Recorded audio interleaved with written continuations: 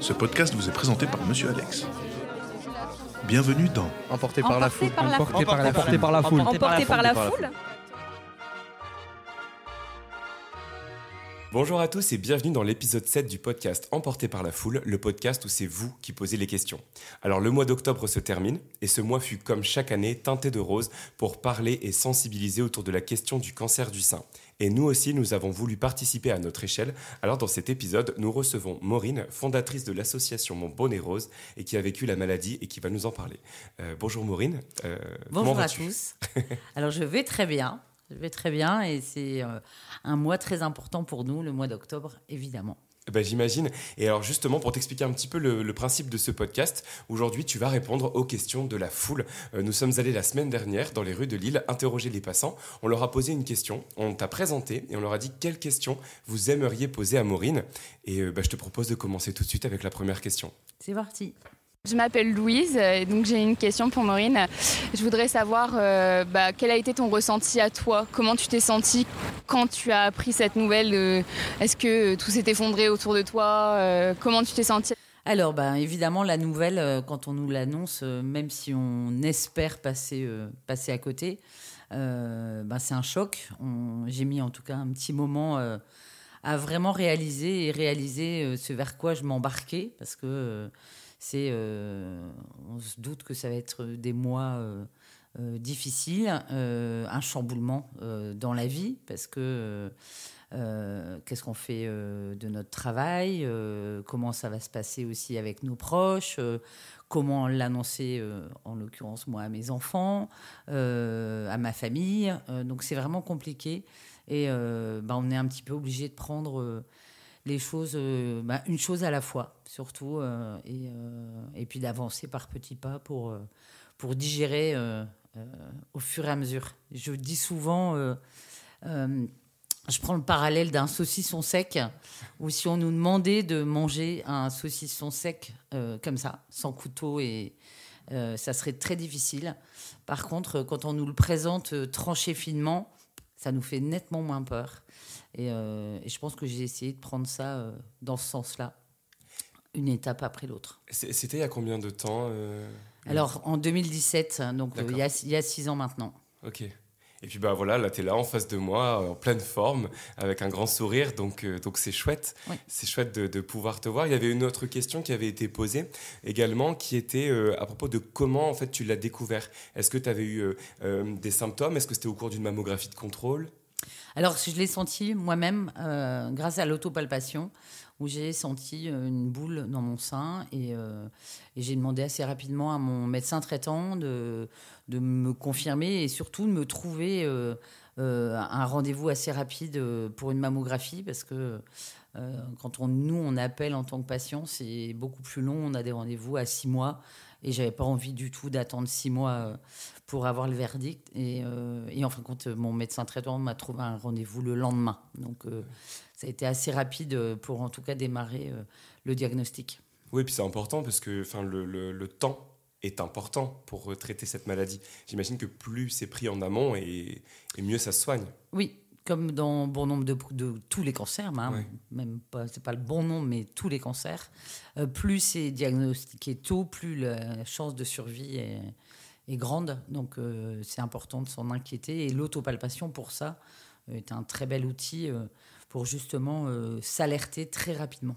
C'est vrai que c'était important même pour moi d'aborder ce sujet d'Octobre Rose et du cancer du sein en cette période parce que j'ai été touché, alors pas moi mais évidemment, mais quoique j'ai entendu dire qu'il y avait des hommes qui pouvaient avoir un cancer du sein. Oui, les hommes sont également concernés, donc alors à moindre échelle, mais et c'est malheureusement quelque chose qu'on diagnostique tard parce qu'on n'y pense pas du tout. Donc il faut aussi se palper aussi chez les hommes. Il faut rester vigilant.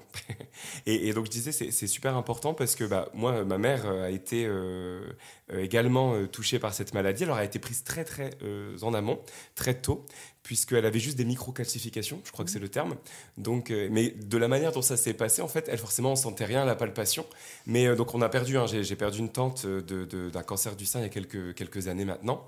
Et donc, je sais que c'est héréditaire, c'était du côté de ma mère en plus, donc elle avait toujours été très vigilante sur la question. Mais en fait, elle a eu un choc, on a eu un accident de voiture, j'étais dans la voiture également, et en sortant de l'hôpital, elle avait eu des cervicales fracturées, en sortant de l'hôpital, en fait, le médecin ou un infirmier lui a dit faites une mammographie, parce que voilà, avec la ceinture, il y a eu un choc quand même assez violent. Et puis c'est suite à ça, en fait, elle a fait cette mammographie, et c'est là qu'on s'est aperçu qu'il y avait ces petites micro-calcifications. C'est pareil, hein, je crois que c'était en 2018, donc peu de temps après toi. Et pareil, donc elle a été opérée. Ensuite, elle a fait des rayons pendant, je crois, un mois. C'était au mois de décembre. Et puis, maintenant, elle va bien et tout s'est bien passé. Mais c'est vrai que c'est important, finalement, de faire ce contrôle régulier, quoi. Oui, et que ce soit diagnostiqué tôt, c'est vraiment une belle chance. Et ça nous permet d'enchaîner avec la question d'Elsa, qui avait une question aussi sur... comment ça s'est passé pour toi, le parcours ? Du coup, je m'appelle Elsa et j'ai une question à poser à Maureen. Et ça serait comment psychologiquement elle a vécu la situation et comment elle a gardé la force mentale en fait pour au-delà de guérir, physiquement, comment elle a gardé la force de tenir en fait tout simplement. Alors, j'ai eu un parcours assez classique pour le traitement d'un cancer du sein avec une opération rapidement, une tumérectomie. Heureusement, ils ont pu préserver mon sein. Et ensuite, je suis partie sur 6 chimiothérapies et 30 radiothérapies. Donc, la radiothérapie, c'est tous les jours, du lundi au vendredi. Donc, ça fait 6 semaines de radiothérapie. Donc, ça donne 10 mois de traitement. À peu près. Et j'ai été fortement entourée, heureusement. Ça aide. Et puis, comme j'ai pu dire tout à l'heure, le fait aussi de prendre étape par étape. Je comptais au niveau de la chimio, j'ai assez rapidement compté à rebours en me disant il ne m'en reste plus que 4, il ne m'en reste plus que 3. Et puis essayer de prendre soin de moi. C'est un temps qui m'a été imposé parce que, évidemment, je me suis retrouvée en arrêt maladie et j'ai voulu remplir ce temps avec des choses que je ne pouvais jamais faire parce que quand on travaille, quand on a des enfants, on est évidemment fort occupé et de me dire là, ce temps-là, je ne veux pas le subir, je veux aussi pouvoir le choisir. Et je pense que le fait d'avoir pris soin de moi, fait des choses, que ce soit des longues marches, parce qu'évidemment, le sport est important pendant les traitements, de réussir à s'activer. Ça traite la fatigue aussi, donc ça permet aussi, le fait d'être moins fatigué, de mieux supporter aussi moralement les étapes. Et puis essayer de prendre, plutôt de se dire que dans cette maladie, notamment le cancer du sein, on est plus nombreuses à s'en sortir que malheureusement à récidiver.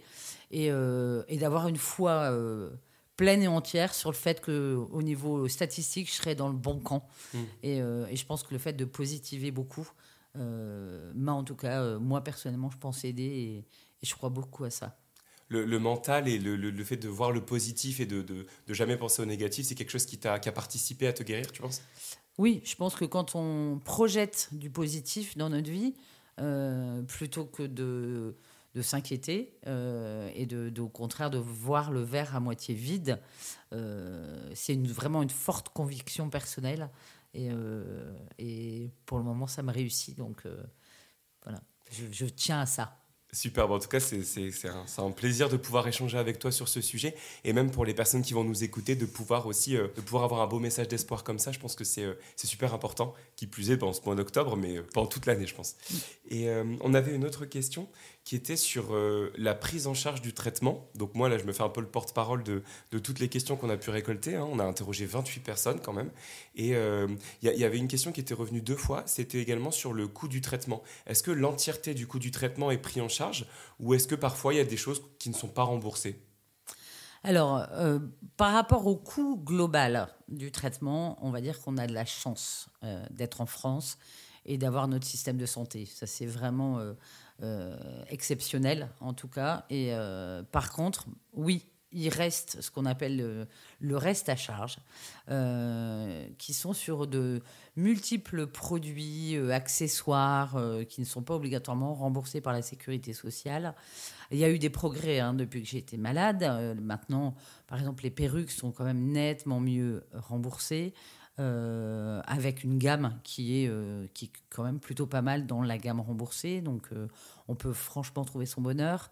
Les bonnets, par exemple, ont un petit remboursement. Ça, je pense qu'il y a encore un progrès certain à faire. Et après, c'est les produits de soins, où on nous dit qu'il faut vernir ses ongles, mains-pieds, tout le temps, pour les protéger. Ça, ce sont des produits qu'on achète en parapharmacie et qui ont un certain coût. On va aussi plutôt se tourner vers des produits un peu plus sains, que ce soit des produits cosmétiques, que ce soit les produits qu'on met dans sa salle de bain, c'est au niveau de la douche, des shampoings et autres, des produits dont on n'a pas obligatoirement l'habitude de consommation, et les tarifs sont souvent plus élevés aussi.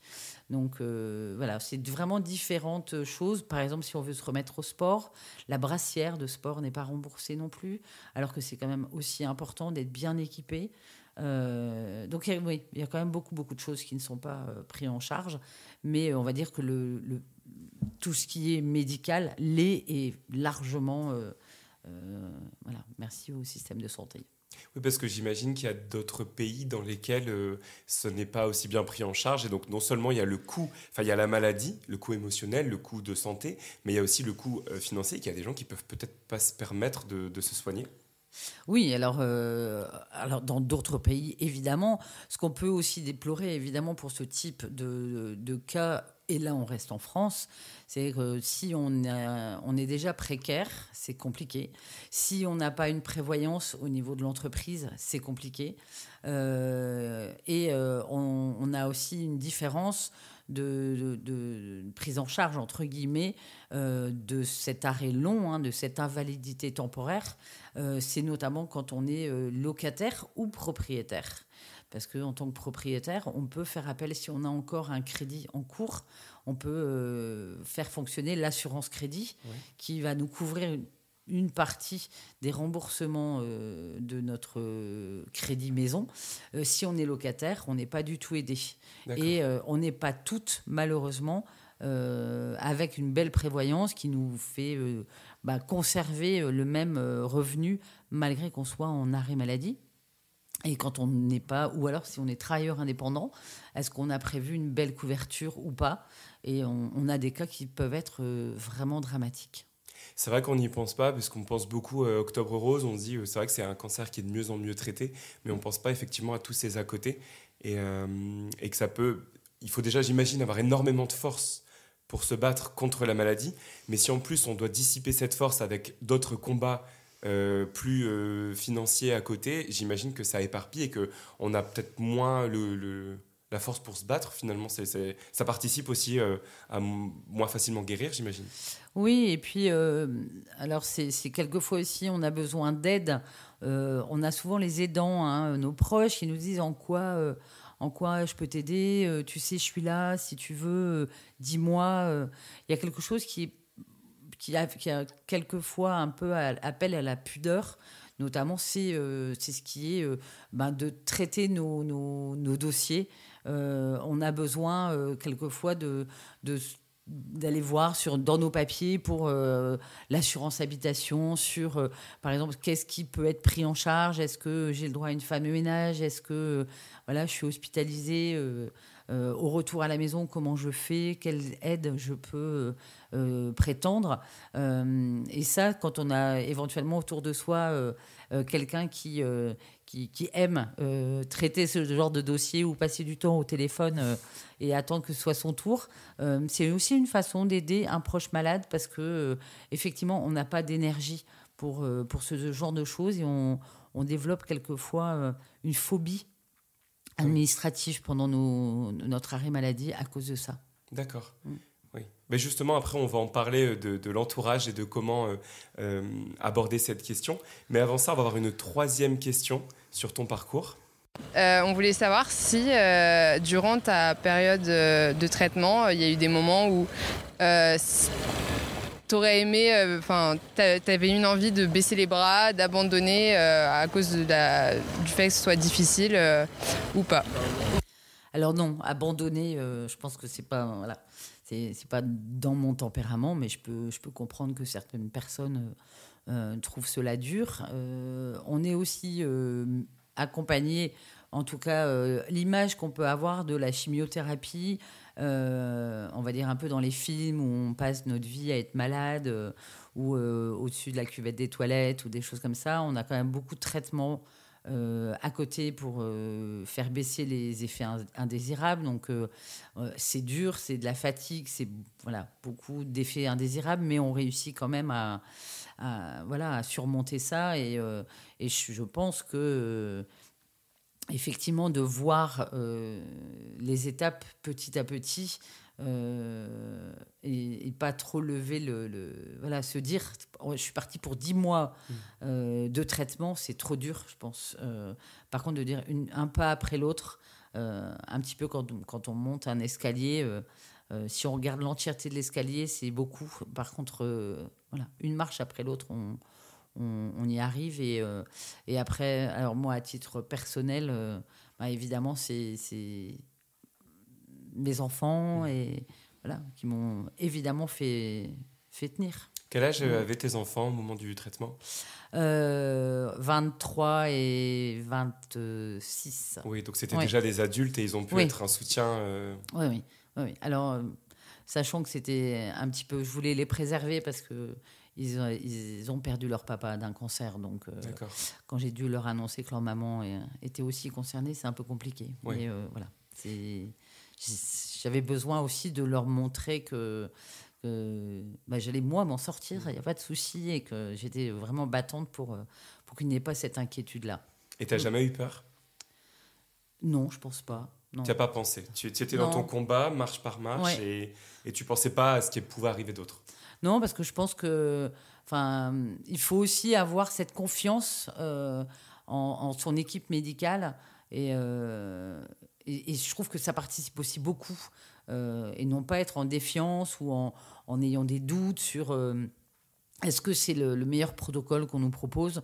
Aujourd'hui, ce sont des choix qui sont faits en réunion collective, ce qu'ils appellent les RCP en oncologie. Et donc, ce que nous propose notre oncologue, ce parcours a été validé par d'autres médecins. Et donc, je pense que il faut suivre et avec tout l'espoir et le positif.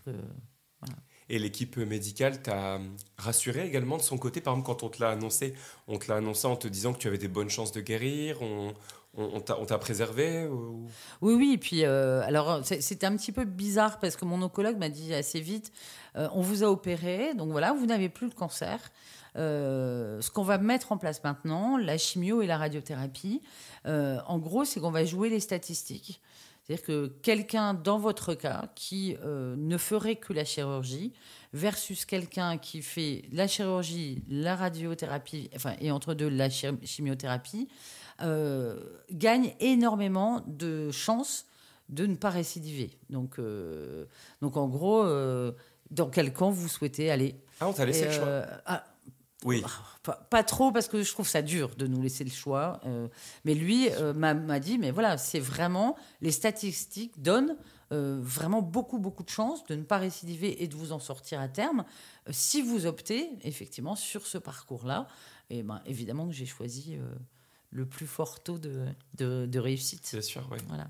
Non, mais c'est chouette d'avoir ton témoignage. Et justement, quand on est allé faire le micro-trottoir pour récolter toutes les questions, c'était pas prévu à la base, mais j'ai été très étonné de voir le nombre de personnes qui étaient concernées par la maladie, de près ou de loin. Et justement, on a fait un petit montage à propos de ça, que je te propose d'écouter tout de suite. Dans mon entourage, il y en a plusieurs qui l'ont fait, qui ont subi du coup l'ablation des 2 ou d'un seul sein et qui s'en sont sortis. J'en ai plusieurs dans ma famille, dont un en ce moment. Je sais que c'est une période assez difficile et c'est très douloureux pour les proches ou pour les personnes qui sont en train de se faire traiter. Ma tati, elle a réussi à se battre contre son cancer. Ma mère a un cancer du sein actuellement, donc j'y suis confrontée un peu tous les jours. J'ai ma cousine qui a eu le cancer du sein, qui a eu une ablation du sein gauche. Oui, dans ma famille, ma maman précisément. C'est ma fille qui a eu un cancer du sein. J'ai un membre de ma famille qui a eu un cancer du sein, ma grand-mère. J'ai une collègue qui en a eu un également. Et sa sœur est en pleine fin de vie à cause de ça. Je suis concerné directement, j'ai ma mère qui a 75 ans et qui a été dépistée en fait d'un cancer du sein il y a 2 ans et demi. J'ai des personnes dans mon entourage qui en ont eu un. Une collègue, une cousine. Il y a un membre de ma famille qui l'a eu, ma grand-mère, et qui a eu d'ailleurs une opération, mais c'était il y a des années. Moi, j'ai mon arrière-grand-mère qui avait un cancer du sein, qui est morte justement de ça. La mère de mon amie l'a eu et elle a réussi à guérir, donc heureusement pour elle. C'est des mots, ça donne la chair de poule, c'est incroyable de se rendre compte. Alors, heureusement, parce que du coup, on a interrogé 28 personnes, il n'y en a que 3 qui ont dit n'avoir personne dans leur entourage qui leur venait en tête. Après, peut-être que tout le monde n'en parle pas aussi, parce qu'il y a des gens aussi qui le cachent un peu. En tout cas, 3 personnes sur 28 qui n'ont pas été confrontées. Et quand on entend toutes ces personnes qui parlent de leurs parents, de leurs grands-parents, une dame qui parle de sa fille, c'est... Alors, dans la majorité des cas, heureusement, maintenant, ça se termine bien. Mais il y a encore des cas qui, malheureusement, ne se terminent pas bien. Et c'est pour ça que c'est important, ce mois d'Octobre Rose, mais également toute l'année, de sensibiliser et de faire parler. Qu'est-ce que ça te fait, toi, d'entendre tous ces témoignages ? Quand on voit le chiffre assez alarmant de se dire que ça concerne une femme sur 8 en France sera atteinte à un moment d'un cancer du sein. Donc effectivement, pas étonné que sur les interrogés, il y ait autant de personnes effectivement directement concernées. Et je pense que Octobre Rose est hyper important, mais ne doit pas non plus banaliser. En tout cas, je pense que la prise de parole, elle doit toujours être au niveau de la prévention, au niveau de faire en sorte que les femmes très jeunes, des 20 ans, s'autopalpent, c'est important. Un bon moyen aussi, bien sûr, en prévention primaire, ça va être l'alimentation, le sport, pas de tabac, pas d'alcool. Enfin voilà, toutes ces prises de parole sont importantes aussi. Et voilà, il faut vraiment alarmer et se dire non, Octobre Rose, c'est pas que pour mettre en avant des femmes qui ont été touchées. Et, mais qu'est-ce qu'on peut faire justement pour l'éviter et faire baisser ce taux alarmant. Alors nous, dans les Hauts-de-France, on n'est pas très bon. On n'est ni bon en taux de participation. Pour la campagne nationale organisée, on reçoit à 50 ans un courrier nous invitant à aller faire une mammo. C'est moins d'une femme sur 2 qui décroche son téléphone et prend rendez-vous. C'est vrai. Donc là, oui, il faudrait vraiment que ça se systématise. C'est-à-dire, je reçois le papier, je vais me faire dépister. Et ensuite, c'est une mammographie tous les 2 ans. Entre deux, bien sûr, l'autopalpation. Évidemment, quand on est plus jeune et qu'on ne rentre pas encore dans le dépistage automatisé, c'est un rendez-vous gynéco, sage-femme ou médecin traitant pour avoir un suivi régulier et annuel. Donc, c'est super important. Et puis, voilà, c'est vraiment de aussi en parler ouvertement avec notre mère, nos filles, nos copines. Et toi, est-ce que tu te palpes? Est-ce que tu as bien fait ta mammo? Est-ce que... Voilà, c'est aussi ça, c'est de se soutenir entre femmes ou aussi dans le couple, entre conjoints, où un frère disait à sa sœur, alors, t'en es où dans tes mammos? Voilà, il faut que ce soit... quelque chose parce que oui, c'est une femme sur 8 en France. C'est fou parce qu'on ne se rend pas compte. Pour avoir été concernée, je savais qu'il y avait quand même beaucoup de femmes touchées, mais une femme sur 8, ça paraît tellement un chiffre incroyable. C'est énorme. Et tu parlais justement de l'entourage, que ce soit dans la sensibilisation, mais également dans la maladie. Et on a une question à ce sujet de Léa. Je m'appelle Léa, j'ai une question pour Maureen. Je voulais juste savoir, alors c'est un peu général, mais juste la meilleure façon pour vous d'accompagner quelqu'un qui passe par là, ce serait quoi? Qu'est-ce qu'on peut nous mettre en place, ces gens qui sont à côté de cette personne-là qui va se faire traiter ou qui attend sa chimio? Qu'est-ce qu'on peut faire nous pour l'aider dans ces moments-là? Parce que c'est pas forcément facile pour nous ni pour elle et on sait pas trop où se mettre. Alors le sujet est extrêmement vaste. Je pense que la présence, être là et le dire et redire, dire je suis là, ne pas être trop présent et aussi, c'est-à-dire que faut pas non plus étouffer la personne ou trop cocooner ou trop materner. Il faut avoir une écoute intelligente des besoins que la personne peut avoir. Et je pense que c'est ça, c'est vraiment l'ouverture d'esprit pour être à son rythme à elle. Ça peut être à un moment de la motiver et lui proposer, dire il fait beau ou allez, ou il fait pas beau mais bon, il fait froid mais il y a du soleil, allez, on se couvre et on va marcher 1 heure, on fait le tour du quartier, ou je t'emmène, on va ou ça fait un moment on n'a pas fait les boutiques, ou tiens on va aller je sais pas prendre un goûter, on sort, mais c'est beaucoup de choses. C'est pour moi le maître mot, c'est de l'écoute. C'est vraiment être là, ressentir le moment où c'est bien que je sois là. C'est aussi le moment où je sens qu'il faut que je la laisse en paix. Elle a besoin de se retrouver. Après, il y a beaucoup de choses qu'on peut... Si par exemple, emmener faire une séance de relaxation, ça peut être tout ce qu'on peut aussi... dans la bienveillance et le prendre soin de l'autre. Beaucoup de choses existent. Si la personne aime la lecture, c'est peut-être un bon petit bouquin qui va l'accompagner. Ça peut être lui faire une playlist sympathique pour qu'elle puisse écouter si elle a besoin de se retrouver ou pour que ça puisse lui tenir compagnie pendant son temps de chimiothérapie. Lui proposer de l'accompagner à la chimiothérapie ou de lui faire un peu taxi quand elle ira peut-être à un moment tous les jours en radiothérapie. Voilà, il y a plein de choses qu'on peut effectivement mettre en place. C'est vrai que quand ma mère faisait ses rayons, je me souviens que c'était au mois de décembre. Alors moi, j'étais encore étudiant à Paris, donc j'étais revenu pour ça. Et en fait, elle avait l'option de pouvoir être emmenée, parce que ma mère n'a pas le permis. Donc elle avait l'option de pouvoir être emmenée en ambulance tous les jours. Et c'est vrai que on s'était relayé avec mon frère et mon père pour l'amener. Et en fait, on l'a jamais laissé partir. On est toujours allé avec elle. Et je m'en souviens parce que c'est rigolo, mais ma mère nous a beaucoup préservés, un peu comme tu as fait avec tes enfants. Et en même temps, je pense qu'elle-même, on l'a très tôt rassurée. Ma mère s'est fait opérer, mais elle n'a pas fait de chimio. Elle a tout de suite fait les rayons. Je pense que comme c'était au stade de microcalcification, c'était...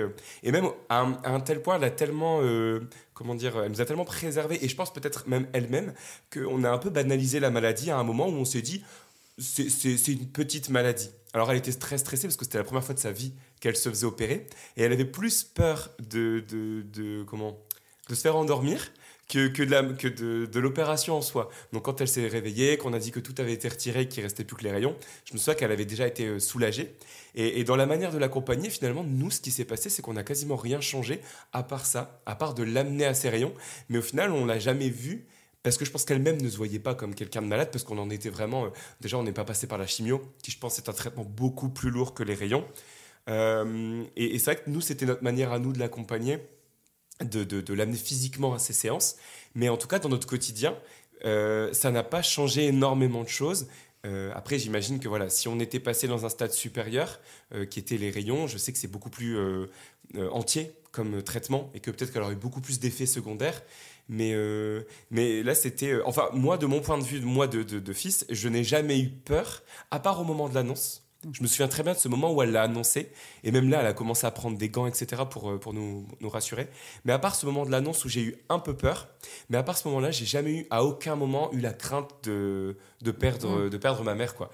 Et la petite crainte que j'ai tous les ans, je sais qu'en novembre, et là ça va bientôt être le cas, elle passe sa mammographie de contrôle, elle en fait une tous les ans, et je sais que quelques jours avant, elle le dit, elle en parle beaucoup, elle est très stressée, donc souvent on en parle.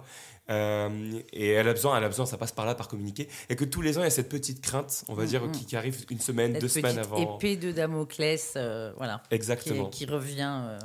Exact. Et en fait, à chaque fois, une fois qu'elle sort de son rendez-vous, la date est marquée dans l'agenda, et elle nous appelle, mon frère et moi. Souvent mon père l'amène, maintenant mon père est en retraite, mais elle nous appelle, mon frère et moi, pour nous dire ok, c'est bon. Et en fait, on sent même qu'elle est libérée pour un an, quoi. Oui, c'est ok, pas cette année.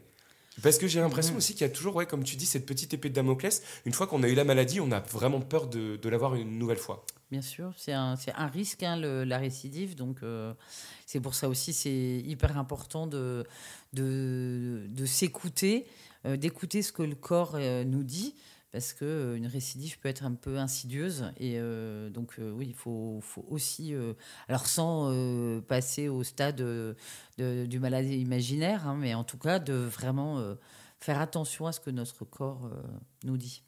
Et c'est important, j'imagine aussi, de se faire accompagner. On en parlera après, mais il y a la maladie, mais il y a aussi tout ce qui se passe après. Et c'est d'ailleurs tout ce que vous faites ici aussi avec l'association Mon Bonnet Rose. Et on va en parler, mais juste avant ça, en fait, on a une question de Bertrand, une dernière question sur ton parcours. Et on va s'intéresser à ce qui a été peut-être un peu plus difficile durant le parcours. Alors bonjour Maureen, je m'appelle Bertrand. Donc ma question c'est en fait dans votre parcours de malade, finalement avec du recul, qu'est-ce qui a été le plus dur? Qu'est-ce qui vous aurait servi? Qu'est-ce que vous aviez peut-être attendu des autres que vous n'avez pas eu? Est-ce que vous avez eu des difficultés qui finalement auraient pu être réglées facilement? Je pense que sa question c'est aussi une manière peut-être pour les personnes qui sont dans l'entourage de personnes malades Est-ce qu'il y a des choses qu'on peut faire pour vous faciliter? On en a déjà parlé un petit peu, l'administratif, mais est-ce qu'il y a des choses, toi, de ton expérience personnelle ou des gens que tu as pu côtoyer qui reviennent parfois où on se dit « Ok, là, on peut peut-être faciliter ce quotidien ». Alors, quand on est malade, on parlait de préserver notre entourage et de bien savoir doser ce qu'on dit à nos proches, ce qu'on ne dit pas à nos proches.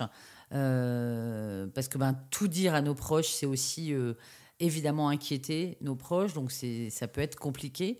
Donc, dans quelle mesure on jongle entre une certaine transparence et en même temps un souhait de préserver aussi et de d'y faire attention.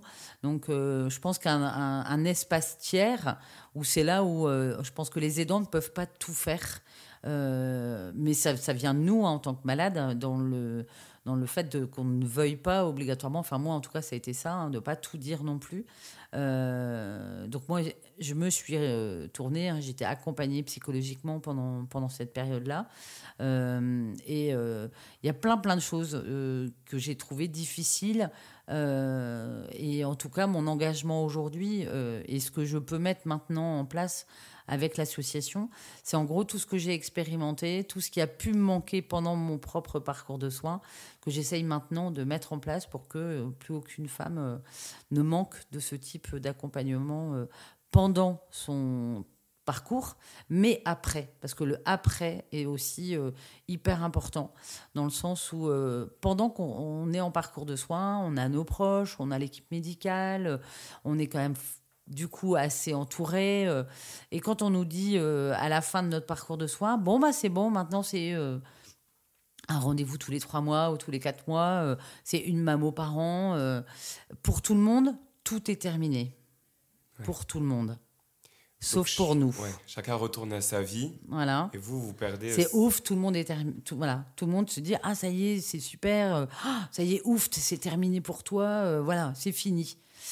Non, parce que pendant le parcours, on a été monosujet pour nous, c'est-à-dire et on n'a pas eu trop le choix, c'est-à-dire que notre agenda, c'est pas nous qui le gérons, c'est l'équipe médicale qui nous dit faut venir à ce moment-là, c'est comme ça, c'est tel rythme, et donc on n'a même plus la maîtrise de notre agenda, on est embarqué dans un tourbillon, et une fois que ça se termine, on a comme un peu un mal de terre, c'est-à-dire après avoir été longtemps en bateau, on arrive sur la terre ferme, et quand bien même on tangue, on a ça, à la fin on tangue, on a tellement été dans un tourbillon que là on a et là les proches peuvent pas obligatoirement comprendre qu'en fin de compte on est peut-être encore plus fatigué, on n'a pas le moral, c'est pas que le cancer nous manque, c'est que là on réalise qu'on vient de traverser.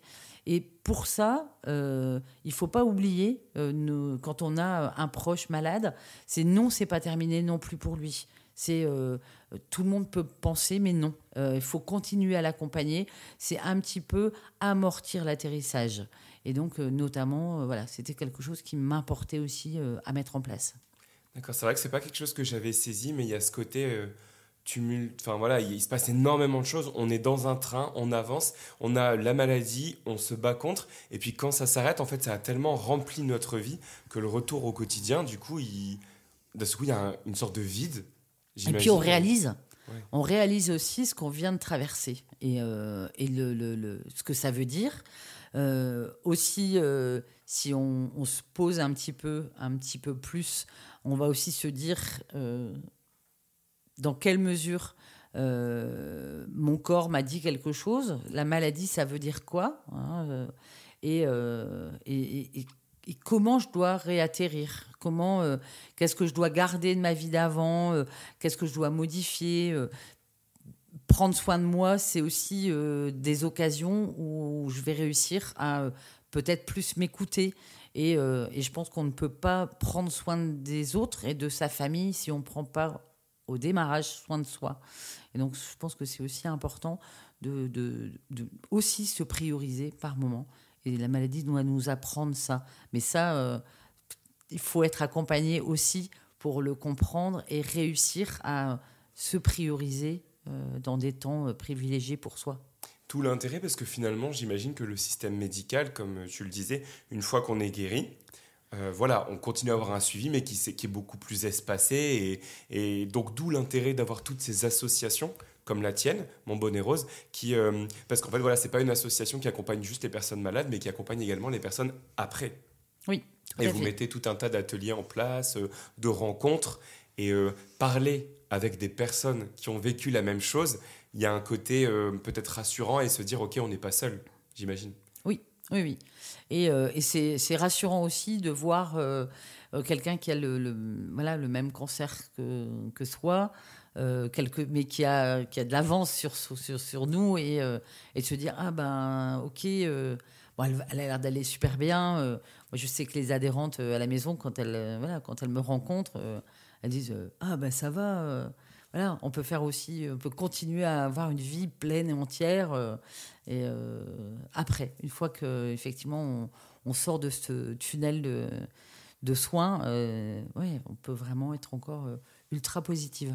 Et j'imagine que ça aura le même effet, en tout cas je l'espère, sur les personnes qui vont écouter ce podcast et se dire que voilà, en tout cas il y a une vie après la maladie et qu'il y a plein de belles choses qui peuvent vous attendre. On va parler maintenant, on a un peu effleuré le sujet tout à l'heure justement du diagnostic. On a également interrogé donc beaucoup de femmes pour ce podcast et on leur a posé une question simple, c'est est-ce que vous-même vous faites des tests, est-ce que vous faites des mammographies, est-ce que vous faites dépister? Et voici un peu la compilation de leurs réponses. Alors moi, j'en ai jamais fait personnellement, mais je sais que ma maman, elle en a déjà fait plusieurs, parce qu'il y avait des suspicions, en fait, elle avait des boules, et avec la palpation, elle les a senties. Mais moi, j'en ai jamais fait, et je devrais en faire, je pense. Faire des mammographies, on m'en a refusé une, parce que j'avais pas 25 ans. Donc non, j'en ai pas encore fait. Oui, je réalise des mammographies régulièrement et c'est super pratique aussi. La palpation, ça peut être fait juste par la sage-femme ou la gynéco qui vous suit régulièrement. Moi, je fais ça. Donc au moins une fois par an, ça c'est sûr. Non, jamais. J'ai jamais fait. Non, j'en ai jamais fait encore. Ah oui, ouais, non, non, j'ai 26 ans, donc non, mais je fais une palpation des seins une fois par an. Des mammographies, les palpations, c'est les médecins quand je vais les rencontrer. Mais sinon, je me fais suivre, oui, correctement. Je pense correctement par les médecins et ce que la santé me propose. Oui, mais à l'âge que j'ai maintenant, j'en fais de moins en moins, mais j'en fais encore. Il n'y a pas longtemps, j'ai réalisé un examen, je ne sais plus si c'était une échographie, je crois, du sein. Enfin, de mes seins. J'ai réalisé une échographie de mes seins à mes 20 ans. Non, pas encore, mais je m'en suis rendu compte il n'y a pas longtemps, du coup, à début octobre. Quand ma mère m'a parlé du coup que c'était Octobre Rose, je me suis dit c'est vrai qu'il faudrait que j'aille prendre rendez-vous parce que j'en ai toujours pas fait. Et à 18 ans, je pense qu'il est temps quand même que j'en fasse une au cas où par précaution. Je vous ai vu parfois faire des gros yeux. C'est vrai qu'on entend un peu de tout. Moi-même, après je suis un homme donc je suis moins concerné, même si je pourrais l'être. Mais de mon point de vue, c'est vrai que j'avais déjà entendu cette idée qui était qu'avant 50 ans, ça servait à rien de faire des mammographies. Alors, je pense qu'il ne faut pas non plus multiplier les examens. Je pense que on évoquait tout à l'heure l'autopalpation, le fait de bien connaître ses seins. On s'alerte, en tout cas si on s'alerte, aller voir un professionnel de santé.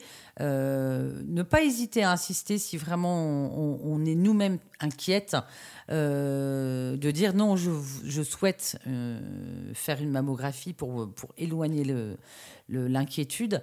On a quelques adhérentes jeunes. Il y a 10 jours, une petite jeune de 23 ans qui vient de terminer son parcours de soins. Donc, ça existe. Bien sûr, le plus grand nombre, c'est un peu plus de 80% des cancers du sein sont diagnostiqués après 50 ans.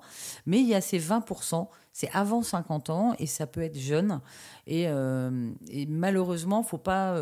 par moment, on a des médecins ou des professionnels de santé qui vont dire « Mais non, vous êtes trop jeune, ne vous inquiétez pas. » Si vous êtes inquiète, exigez d'avoir effectivement la mammographie pour vraiment l'écarter, parce que malheureusement, la plupart du temps, les 20% justement qui ont malheureusement le diagnostic avant 50 ans sont quelquefois diagnostiqués tard, justement, pour ces préjugés, non pas avant 50 ans. Ben, si, ça existe. Et voilà, donc c'est important. Et ça peut aussi arriver pendant une grossesse. Donc il faut vraiment un suivi important. C'est vrai qu'on entendait même certaines personnes qui disaient qu'elles s'étaient vues refuser le fait de pouvoir faire une mammographie. Mais donc techniquement, on ne peut pas refuser à quelqu'un de faire une mammo aussi. Alors, il faut quand même un signe et une inquiétude. Il faut effectivement que quelque chose soit... une palpation ou autre, le médecin est bien placé pour dire s'il y a quelque chose qui semble anormal au niveau du sein. C'est pas d'ailleurs que à la palpation, c'est aussi à la vue. Ça peut être un téton rétracté, ça peut être un peu de peau d'orange, un changement de texture de la peau de vos seins. On parle des seins, mais on devrait parler de la poitrine. Donc, quand on parle de la poitrine, là, on va élargir, on va aller jusqu'aux clavicules et jusque sous les aisselles pour vraiment couvrir l'entièreté des zones à autopalper. Et donc, je pense que si vous êtes inquiète, en tout cas, si vous ressentez quelque chose qui est anormal pour vous, exigez et insistez pour être sûr d'éloigner le risque. Et en tout cas, on voit quand même qu'Octobre Rose, ça marche dans sa sensibilisation, parce qu'il y a par exemple le témoignage de cette jeune femme qui dit que sa maman lui a parlé d'Octobre Rose et qu'elle s'est dit il faudrait peut-être quand même que j'aille voir quelqu'un ou faire un petit contrôle alors qu'elle a 18 ans. Donc voilà. On voit que toute cette sensibilisation marche. Oui.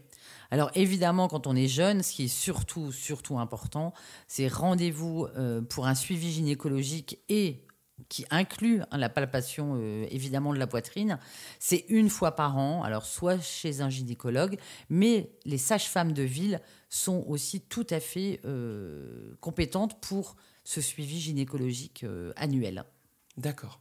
On a beaucoup parlé de ce qu'il y avait pendant la maladie, mais on a un peu abordé le sujet de l'après. Mais justement, j'ai une question de Valmont qui se demande, toi, qu'est-ce que ça a changé dans ta vie ? Alors, je m'appelle Valmont et j'ai une question pour Maureen. Alors, ce serait pour savoir à quoi ressemble la vie maintenant que tu as vaincu la maladie, maintenant qu'elle est derrière toi.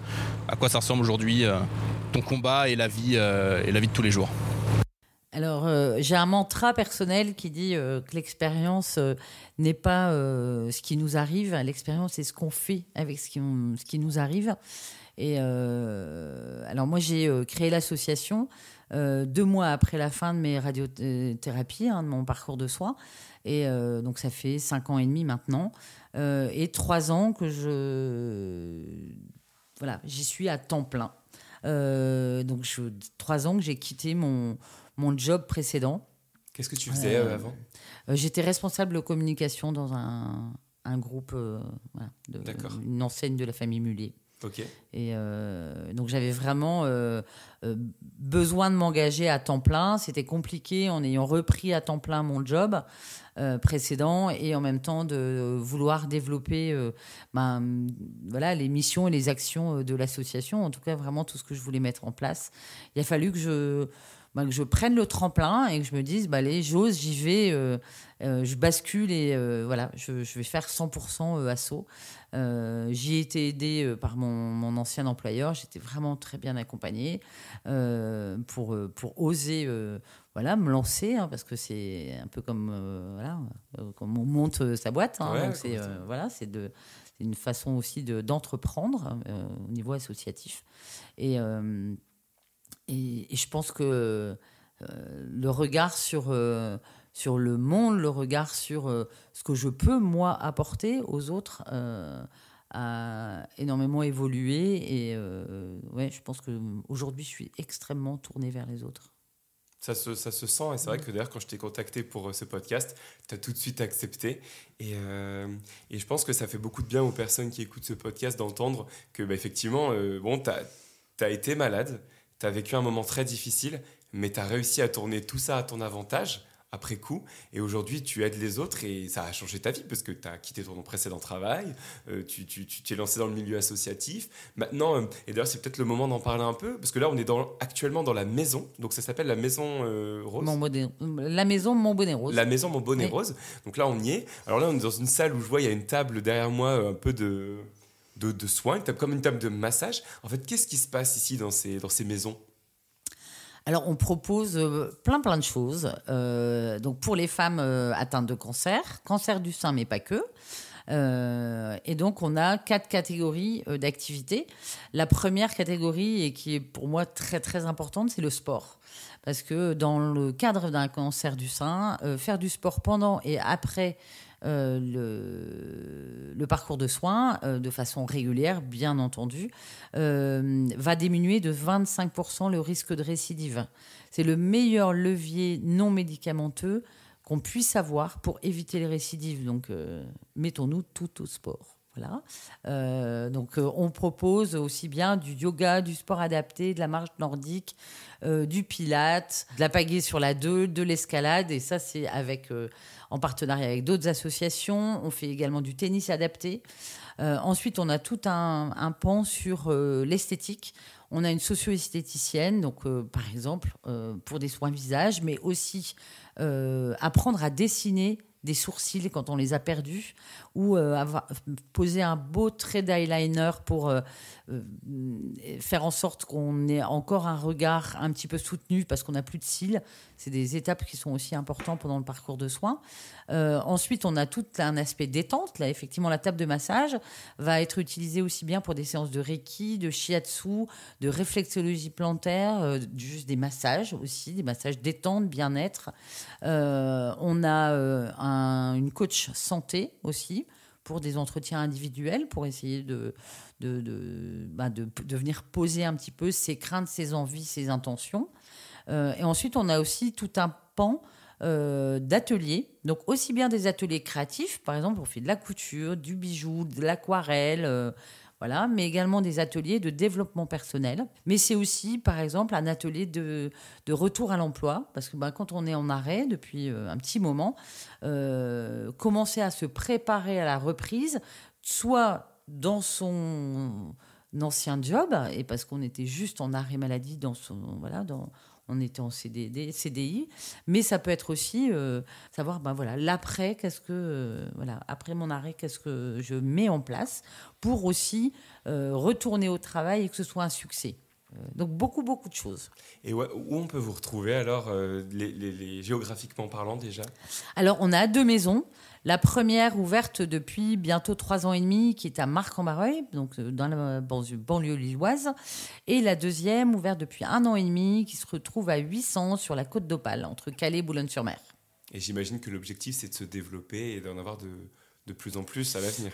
Alors, la question, le prochain projet, et qu'on mène déjà depuis un petit moment, c'est de faire de la levée de fonds et on est en chasse, on essaye de trouver un espace où on pourrait soit acheter, réhabiliter ou faire construire la maison rêvée, donc pour remplacer celle de Marcq-en-Barœul qui devient vraiment trop petite et qui n'est pas tout à fait adaptée parce qu'il y a beaucoup de marches, voilà. Et donc on aimerait bien plutôt un principe de plein pied, à peu près sur 500 mètres carrés, pour non seulement évidemment continuer à accueillir et mieux accueillir nos adhérentes.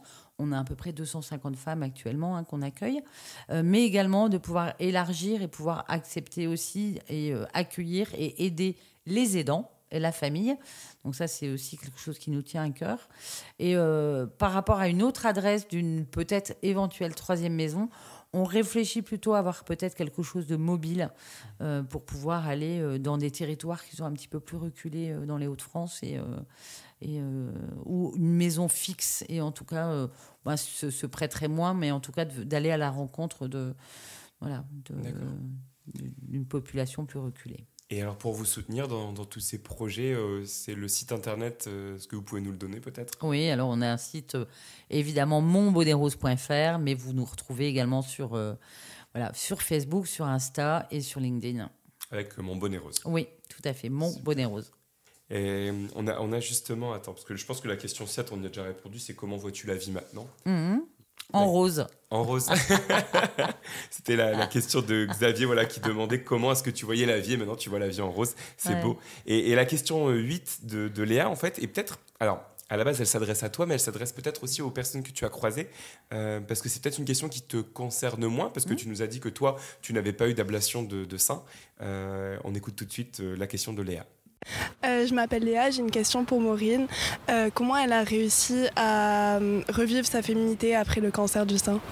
Alors la question se pose effectivement dans l'absolu quand on a une mastectomie, une ablation totale du sein ou des deux seins, mais pas que, parce que quand on perd ses cheveux, pendant le parcours de soins, ce qui est très difficile aussi, c'est de perdre les cils et les sourcils, parce que le regard participe beaucoup à ce qu'on est, et là c'est vraiment une étape où là on a vraiment une tête de malade, sans cils et sans sourcils, sans cheveux c'est déjà compliqué, mais là c'est quand on a la totale, là, c'est compliqué. Apprendre à refaire vivre vraiment notre féminité. Alors déjà pendant la maladie, c'est déjà prendre soin de soi, c'est-à-dire se dire je vais me maquiller, même si avant on ne se maquillait pas, c'est un petit trait d'eyeliner, c'est de redessiner ses sourcils, c'est aussi de se faire plaisir avec soit effectivement la perruque, mais ça peut être aussi des bonnets, et de pouvoir avoir plusieurs bonnets pour pouvoir changer un petit peu. La féminité peut passer aussi par là. Les cheveux, quand ils repoussent un peu n'importe comment. Donc c'est aussi apprendre à se reconnaître malgré une coupe très courte, quelquefois avec des cheveux tout blancs, parce que ça arrive souvent, même la texture du cheveu change, donc c'est au fur et à mesure, et je pense que d'être accompagné aussi pour ces différentes étapes est important. C'est des choses qu'on doit pas obligatoirement vivre seul, et au contraire, nous, je vois à la maison par exemple, on a aussi une conseillère en images et qui va peut-être nous donner un coup de peps, peut-être dans des tenues différentes, essayer d'oser autre chose aussi, parce que c'est plus la vie d'avant. Effectivement, on aborde une nouvelle vie après avoir passé toutes ces épreuves. Et donc tu évoquais aussi le fait qu'il y ait des femmes qui avaient une mastectomie. Oui. Et de ce côté-là, les personnes que tu as accompagnées, comment justement on retrouve aussi ce rapport à son corps, comment on retrouve sa féminité, parce que la féminité, ça passe aussi par sa poitrine. Et est-ce que c'est quelque chose qui est difficile pour ces femmes-là ? Alors oui, c'est difficile à différents registres. Difficile évidemment parce que avec un sein en moins ou quelquefois c'est les deux seins en moins, c'est vraiment complexe de se trouver encore femme. Bien sûr, c'est compliqué. Ensuite, c'est quel type ? Est-ce que je vais prendre des prothèses ? De vraiment être bien accompagné aussi sur ce choix-là. Le choix de sa lingerie pour être confortable avec une prothèse. Ensuite, ça peut être le choix de se faire reconstruire ou pas. C'est aussi un choix difficile à faire. Et une fois qu'on a choisi, par exemple, le fait de se faire reconstruire, quelquefois, c'est le choix de la méthode de reconstruction aussi, qui implique vraiment différentes étapes. Quelquefois, c'est 6 opérations pour arriver enfin à être reconstruite. Donc, ce sont des choix très difficiles. C'est là aussi où c'est très important d'être au sein d'une communauté de femmes qui vont traverser ça pour aussi avoir ces échanges d'expériences et de pouvoir bien poser son choix. Certaines femmes vont au contraire choisir de ne pas se faire reconstruire, mais par contre d'avoir un tatouage qui va aller chercher une autre façon de se trouver féminine et d'occuper en tout cas cet espace et de le remplacer par autre chose. Et est-ce que justement tout ça, ça fait également partie de la thérapie? Est-ce que tout ça est pris en charge aujourd'hui par la sécurité sociale, cette reconstruction post-opératoire? Alors évidemment, tout dépend où vous souhaitez vous faire opérer. On a toujours la différence privé-public, évidemment, avec des surfacturations, des dépassements d'honoraires. Donc ça, c'est aussi, où vais-je aller me faire reconstruire. Et après, ce qui est tatouage, quelquefois, ça peut être aussi, après reconstruction, tatouage en 3D de l'aréole. Il y a vraiment des différents niveaux de remboursement. Si le tatouage de l'aréole a été fait juste post-opératoire ou pas, c'est quelque chose qu'on fait après. Si on le fait effectivement dans son centre de soins, certains en sont équipés de professionnels formés à ça. Mais par contre, ce qui est tatouage en décoratif, on va dire, n'est pas pris en charge. D'accord, ok. Il y a certaines réflexions en cours, mais ce n'est pas encore le cas. Mais les choses peuvent évoluer encore dans le bon sens. Oui. D'accord, très bien. Écoute, maintenant, c'est le moment de la dernière question. Et justement, il y a Caroline qui va nous parler de tout ce qui se passe en ce moment. Je m'appelle Caroline et j'ai une question pour Maureen. Qu'est-ce que ça te fait, tout le travail qui est fait autour d'Octobre Rose ? Alors, c'est assez mitigé au niveau d'Octobre Rose parce que, et d'ailleurs sur les réseaux, on voit des prises de parole. Effectivement, le cancer du sein, c'est pas qu'en octobre, c'est toute l'année, et c'est pas que le cancer du sein. Y a pas, c'est le plus important, en tout cas celui qui touche le plus les femmes, certes, mais il ne faut pas non plus oublier les autres. C'est pour ça que nous, à la maison, on accueille les femmes qui sont atteintes de tout cancer. Donc voilà, on n'a pas de discrimination au cancer là-dessus. On a évidemment bon nombre d'entreprises aussi qui prennent à bras le corps le Octobre Rose, que ce soit commercial ou pas. Alors pour nous, à Montbonnet Rose, on a des partenaires qui ont souhaité communiquer sur Octobre Rose avec nous et faire par exemple des produits partage. C'est quand même ce qui nous fait vivre aujourd'hui. C'est quand même plus de 90% de notre budget est rempli par ces partenariats. Donc, évidemment, c'est hyper important pour nous. Je dis souvent, pour nous, Octobre Rose, c'est le décembre de l'ostréiculteur. Okay. C'est pas le moment d'être en congé ou voilà, de se sentir mal, parce que c'est vraiment hyper important. Ce que nous, on essaye de faire à Montbonnet Rose, c'est que, par exemple, chez chacun de nos partenaires, on va porter, en accord avec eux, on va faire un atelier de sensibilisation en interne avec eux pour que les collaborateurs soient tous concernés et que ce ne soit pas simplement une opération commerciale de plus dans leur année chez eux. Donc on essaye vraiment d'allier les deux et que ce ne soit pas simplement du rose dans leur catalogue ou dans leur magasin ce mois-là. Donc en gros, c'est vrai que même la route, en venant ici, j'ai vu sur un des bâtiments près de la gare de Lille, un grand bâtiment avec le gros signe rose. Et c'est vrai que parfois on a tendance à se demander si le message, enfin l'action, la tendance Octobre Rose n'a pas pris un peu le pas. Parce que c'est vraiment le cancer dont on parle le plus. Enfin, il n'y a aucun autre. Parce que pour le mois de novembre, il me semble qu'il y a aussi le Movember. Tout à fait. C'est pour le cancer de... Alors, je ne sais c'est masculin, on va dire. Oui, c'est testicules et prostate. Voilà, c'est ça. Mais c'est vrai qu'il n'y a pas ce retentissement qu'à Octobre Rose. Non. Donc, Octobre Rose, voilà, on l'a entendu pendant ce podcast, pendant les interviews qu'on a pu faire. C'est un formidable moyen de faire un rappel à tout le monde. Mais c'est sûr qu'il ne faut pas oublier que le cancer, il ne prend pas de vacances et que ce n'est pas juste en octobre, en fait. Voilà. Que c'est toute l'année.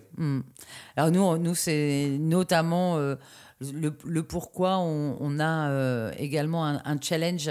Alors, on a un premier challenge qui est au moment du mois d'octobre, qui est le challenge couture. C'est un challenge qui motive les gens à collecter des t-shirts au mois de septembre, à les transformer au mois d'octobre en bonnets de chimiothérapie, et au mois de novembre, ils vont les déposer dans leur centre de soins, près de chez eux. C'est un challenge qui est national. Et l'année dernière, on a fait 53 000 bonnets de chimiothérapie donc, qui ont été distribués dans le centre de soins pour être offerts gratuitement aux femmes qui démarrent une chimio. Par contre, on parlait d'activité physique et l'importance de l'activité physique tant en prévention primaire, mais également en prévention de la récidive. Du coup, c'est au mois de mai, et on ne voulait pas que ça soit au mois d'octobre, pour justement un petit peu dire un rappel au mois de mai. Oui, le cancer du sein, c'est toute l'année. C'est un challenge de marche où tout le monde peut s'inscrire pendant 3 semaines, marcher le plus possible et essayer d'imprimer des bonnes habitudes. Et de se dire, voilà, si pendant le challenge, je vais chercher ma baguette à pied, peut-être que je peux le faire toute l'année. Donc voilà, essayer de mobiliser et motiver tout le monde à l'activité physique. C'est important pour nous. D'accord, c'est de très belles actions en tout cas. Je voulais terminer ce podcast avec un petit message positif. Donc on a aussi demandé aux gens qu'on a interrogés, est-ce qu'ils avaient un message à te faire passer, mais également à faire passer aux personnes qui vont écouter ce podcast. Et voilà les réponses qu'on a récoltées. À celles qui passent par là, je voulais juste vous dire que vous êtes trop forte et que d'une manière ou d'une autre, vous allez sortir plus forte que vous l'êtes. Moi, je dirais qu'il ne faut jamais baisser les bras. Même quand on apprend une mauvaise nouvelle comme ça, il ne faut pas se dire « Oh non, tout est fini ». Il faut continuer de se battre et en tant que femme, on est des personnes fortes en général. Faites-vous passer en premier. Souvent, les femmes ont fait passer les autres en premier.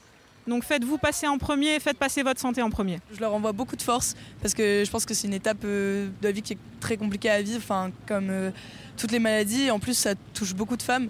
Donc beaucoup de force et beaucoup de courage. C'est pas facile, mais on parle quand même d'une maladie qui est aujourd'hui bien traitée, bien prise en charge aujourd'hui en France.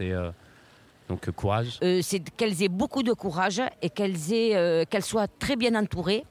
Et surtout qu'elles n'aient pas honte de leur maladie. Même si elles se transforment, même si elles se voient changer, ça passe par là pour réussir le combat et battre la maladie. À toutes les femmes qui nous écoutent, je leur souhaite plein de courage dans leur prise en charge, qu'il existe plein de solutions thérapeutiques actuelles et qu'il y en a d'autres en développement, que certains cancers, où je ne suis pas expert, mais je pense que la majorité actuellement sont quand même bien pris en charge.